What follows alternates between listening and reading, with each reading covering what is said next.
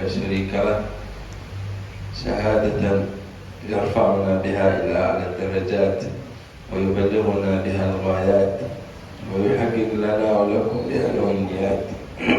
اللهم صل وسلم على سيدنا محمد سيد السادات وقدوة القادات وإمام أهل الهدايات وعلى آله وصحبه ومن تبعهم بإحسان إلى يوم الدين. أما بعد، السلام عليكم ورحمة الله وبركاته. وعليكم السلام ورحمة الله وبركاته. من فضل الله سبحانه وتعالى علينا وعليكم أن نجتمع في مثل هذا الاجتماع المبارك. Tamu yang mulia kita Syekh Hasan bin Saleh Bahashwat, beliau yang berasal dari kota Tarim, Hadramaut. Beliau memulai dengan mengucap puji dan syukur kepada Allah Subhanahu wa taala dan juga syahadat dan saksi bahwa tidak ada Tuhan selain Allah, dan juga Nabi kita Muhammad SAW adalah utusan Allah, dan juga salawat dan salam terperlu kita aturkan kepada junjungan kita Nabi besar Muhammad SAW dan seluruh para keluarganya dan para sahabatnya dan seluruh para pengikutnya di hari kiamat. Kemudian beliau memulai dengan kata-kata beliau, di antara bentuk karunia yang Allah Subhanahu wa taala berikan lawan kita yaitu apa? Kawannya kita berkumpul di tempat seperti ini. وإن مما يفرح القلوب أن يجتمع مجموعة من الناس أمثالكم من الصغير إلى الشاب إلى الكبير على طلب العلم وطلب المعرفة في الدين وطلب رضوان الله سبحانه وتعالى رب العالمين. Di antara sesuatu yang paling menggembirakan ke dalam hati itu di saat kita melihat perkumpulan yang hadir di kumpulan itu, di majelis itu, dari yang kenal, yang muda dan yang tua, semuanya adalah berkumpul untuk mempelajari agama dan juga akhlak Nabi kita Muhammad SAW. فأنتم في عبادة منذ خرجتم من بيتكم إلى أن ترجعوا إلى بيتكم مرة أخرى. Dan kalian, kita semua ini selalu ditulis di dalam ibadah kepada Allah Ta'ala dari mulai kita keluar rumah sampai kita balik lagi. فإذا خرج الإنسان من بيته ليطلب العلم يقول النبي صلى الله عليه وآله وصحبه وسلم من سلك طريقا يلتمس فيه علما سلك الله به طريقا إلى الجنة. Orang yang keluar dari rumahnya ingin belajar ilmu itu inya termasuk di dalam sabda Nabi SAW, man salaka tariqan. Orang yang berjalan di satu jalan yang mana inya di jalan itu ingin menuntut ilmu, maka apa? Dijalankan Allah Subhanahu wa taala untuk menuju syurga. ولأن غنيمة مجالس الذكر ومجالس العلم الجنة. Dalam artian ghanimah atau harta yang awak kita ambil di dalam hadirnya kita di majelis ilmu adalah syurga. بل أنها الجنة كما وصفها النبي صلى الله عليه وآله وصحبه وسلم وقال إذا مررتم برياض الجنة فارتعوا. قيل وما رياض الجنة يا رسول الله؟ قال حلق الذكر. Bahkan majelis itu sendiri adalah surga sudah. Artinya apa? Kita hadir masuk di dalam majelis ilmu itu, kita sudah masuk ke dalam surga, seperti mana yang disabdakan oleh Nabi SAW, apabila kalian melewati suatu kebun surga, hendaklah kalian singgah. Lalu para sahabat bertakun, apa itu kebun surga ya Rasulullah? Lalu Rasulullah menjawab apa? Hilaqud dzikr, artinya perkumpulan yang di situ mengingat Allah Subhanahu wa taala. فكل ما يقربنا إلى الله سبحانه وتعالى يدخل تحت الذكر. ذكر الله، الصلاة على النبي صلى الله عليه وسلم، التسبيح، وطلب العلم أعظم من هذا كله. Setiap apapun yang mendekatkan kita kepada Allah Subhanahu wa taala maka masuk di dalam kategori zikir. Artinya apa? Kita mengingat Allah taala itu namanya zikir. Kita hadir itu hadir di majelis ilmu itu pun zikir. Kita menuntut ilmu pun juga itu termasuk dalam kategori zikir. Dan yang paling besar dari itu di dalam kategori zikir itu adalah menuntut ilmu. فإذا مشيت في الطريق وسألك سائل أين تريد؟ قل أريد الجنة، أريد الجنة. Kalau misalkan kita berjalan di sini waktu keluar nih hendak menuntut ilmu, ditakuni orang hendak ke mana? Jawabnya di sini hendak aku hendak ke surga. قد يتساءل كيف أنا أريد بيت حج يمر، أنا أريد أن أستاذ خيار، أنا أريد مجلس تاج الأولياء. نعم، الجنة في مجالس الذكر. Lalu misalkan ujar orang maka pian itu hendak pian tuju anu ke rumahnya Haji Imam atau apa guru mukia atau majelis tajul aulia. Ya apa tuju, tapi apa hakikat dari majelis ilmu adalah surga. لأن النبي صلى الله عليه وسلم أيضا قال في فضل العلم لأن تغدو تخرج تروح لأن تغدو فتتعلم آية من كتاب الله، تروح عند واحد يعلمك القرآن بسم الله الرحمن الرحيم ألف لام ميم، تتعلم آية من كتاب الله خير لك من أن تصلي 100 ركعة. Karena Nabi SAW sudah ada menjelaskan di antara kelebihan menuntut ilmu di saat kalian ingin keluar, saat kalian keluar untuk apa? Belajar mengambil ilmu, mempelajari akan satu ayat daripada ayat Al-Quran. Artinya kita keluar belajar membaca Al-Quran aja. Misalkan Bismillahirrahmanirrahim, maka apa kata Rasulullah itu lebih afdal daripada engkau sembahyang 1000 rakaat, 100 rakaat. ولو أردت أن تصلي 100 ركعة تحتاج إلى وقت طويل. Kalau kita hendak sembahyang 100 rakaat di sini mungkin waktunya lawas panjang. ولا أن تغدو فتتعلم بابا من العلم، العلم النافع الذي يقربك إلى الله، الذي يبعدك عن المعصية، الذي يدخلك إلى الطاعة. ولا أن تغدو فتتعلم بابا من العلم خير لك من أن تصلي 1000 ركعة. Adapun kalau kalian keluar untuk belajar satu bab masalah ilmu, intinya satu pintu ilmu yang manfaat, itu apa? Lebih baik daripada engkau sembahyang 1000 rakaat. Kalau tadi apa? Satu ayat Al-Quran. Itu artinya belajar juga. Ini perbedaannya Pak. Belajar sedikit saja sudah lebih baik daripada 100. Kalau banyak itu apa? 1000 rakaat. لو أن إنسان قال أنا بجلس في بيتي وأصلي 1000 ركعة، 1000 ركعة، وآخر قال أنا سأذهب إلى مجلس تاج الأولياء وبأحضر درس في بيت الحاجم فأتعلم الدين. فالذي يتعلم العلم أفضل من الذي يصلي 1000 ركعة.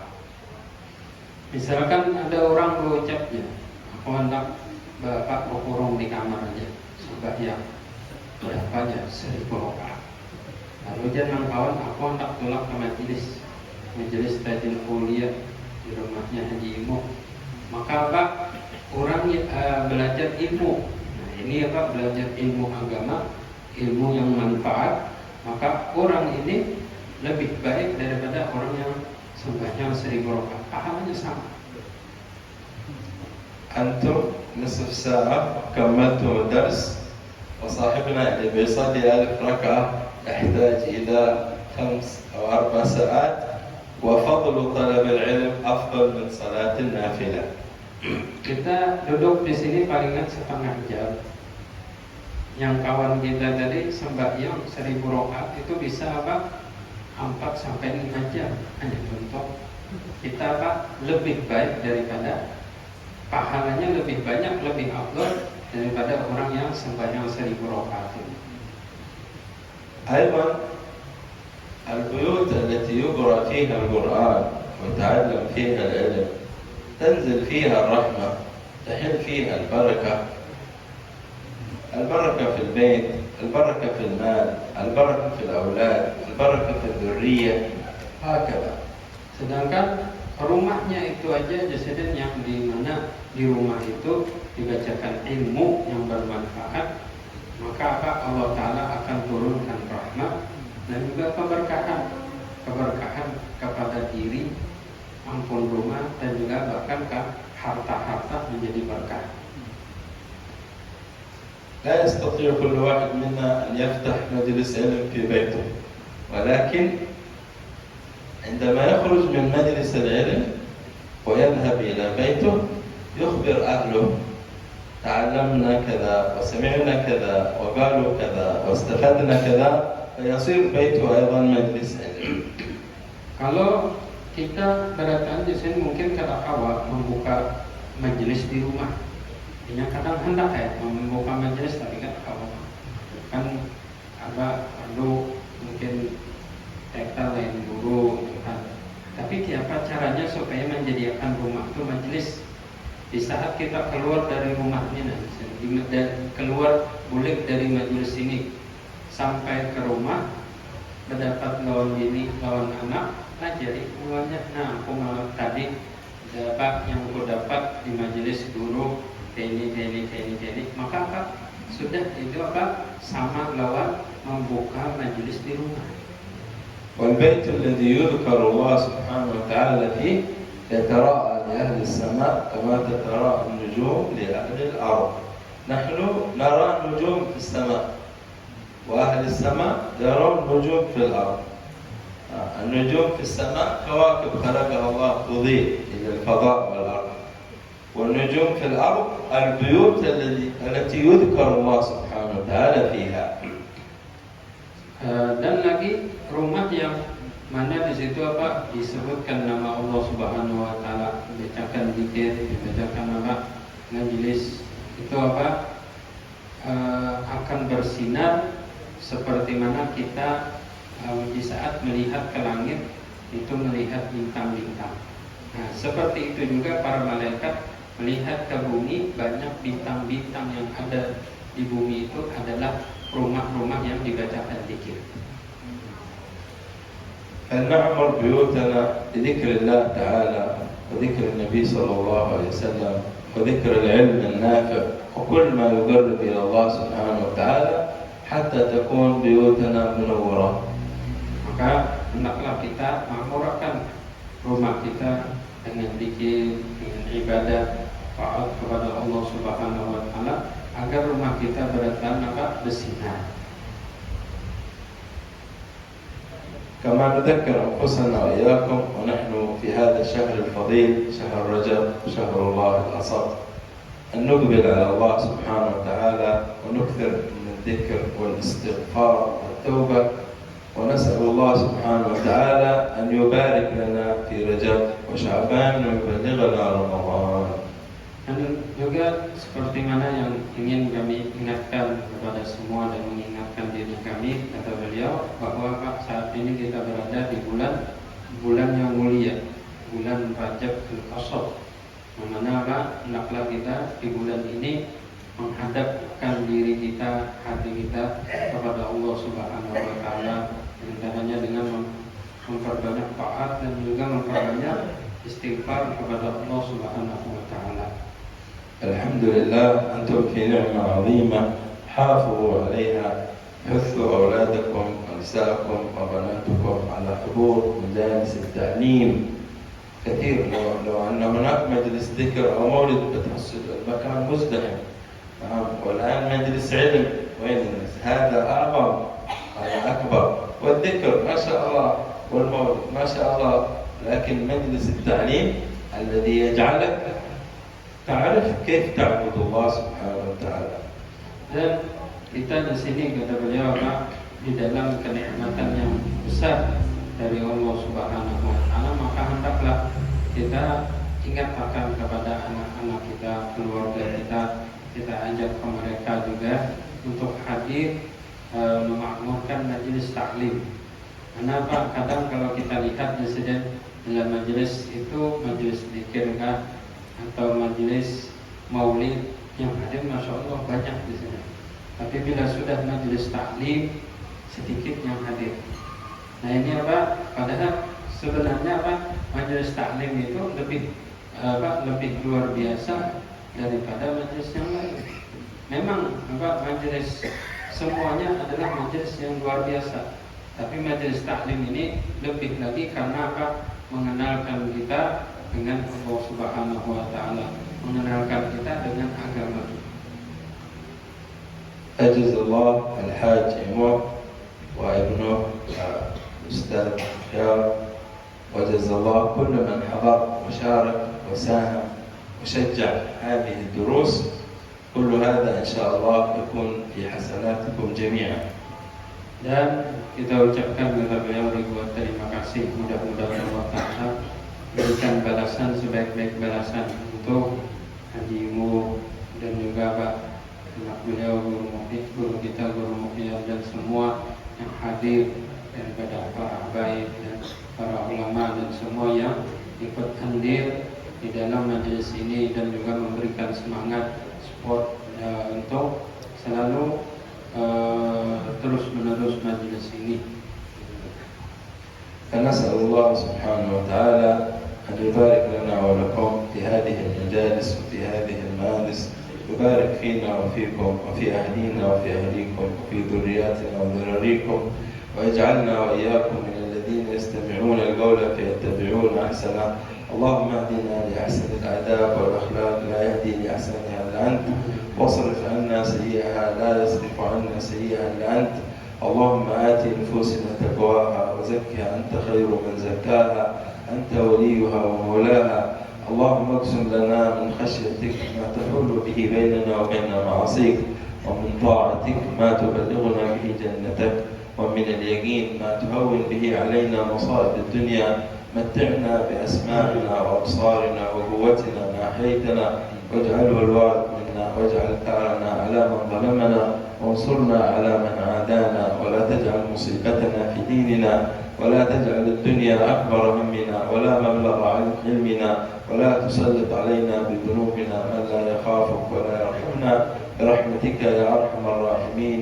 اللهم يا أرحم الراحمين، يا أرحم الراحمين، يا أرحم الراحمين، فرج على المسلمين، ارفع ما نزل من البلاء والغلاء والوباء والمصائب والحروب والشهوب والشدائد والزلازل والفتن والفيضانات والأمطار الغزيرة، وارحم المسلمين والطف بهم فيما نزل. يا لطيفا لم يزل الطف بنا فيما نزل، إنك لطيف لم تزل الطف بنا والمسلمين. وصلى الله على سيدنا محمد وآله وصحبه وسلم، والحمد لله رب العالمين. جزاكم الله خير.